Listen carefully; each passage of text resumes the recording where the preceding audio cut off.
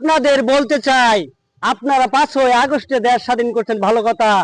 দেশ যে স্বাধীন করলেন, তাহলে বর্তমানে যাদের চাকরি বয়স 28 হয়েছে, আপনার বয়স বাড়াই দিচ্ছেন 2 বছর, ভালো কথা।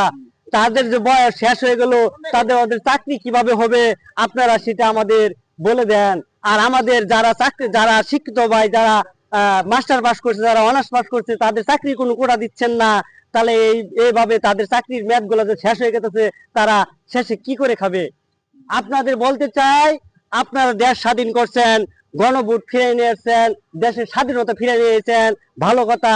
যারা আরো আমাদের ছাত্র, যারা মাস্টার পাস করছে, যারা অনার্স পাস করছে, তাদের যে কোনো চাকরির ভিউ দিচ্ছেন না, আর কোনো ইন্টারভিউ দিচ্ছেন না, তাদের চাকরি কিভাবে হবে? আপনার তো সময় এভাবে আন্দোলন করে সময় কাটাই নিচ্ছেন, আর কোনো দেশের মধ্যে কোনো চাকরির কোনো কোঠা দিচ্ছেন না, তাদের এই পোলাপানে তাহলে কি হবে? আপনারা বলেন, কথা কি ঠিক বলছি? যদি ঠিক বলে থাকি, তাদের চাকরির বয়স যে শেষ হয়ে গেছে, তারা কি করে খাবে? এই বাংলার মাটিতে তাদের কোনো চাকরি যদি না হয়, তারা তো খুব কষ্টই থাকবে। আর আপনাদের বলতে চাই, যেভাবে হোক তাদের চাকরির বয়স একটু বাড়াই দিয়ে তাদের চাকরির ব্যবস্থা করে দিবেন। এটাই আপনাদের কাছে, বাংলাদেশের দেশবাসীর মানুষের কাছে আমাদের এটাই আবদার। ছাত্র পোলাপানদের যদি জীবন নষ্ট হয়ে যায় এই আন্দোলনের কারণে, তাহলে তো মনে করুন কোটা আন্দোলন করে কোনো লাভ হলো না।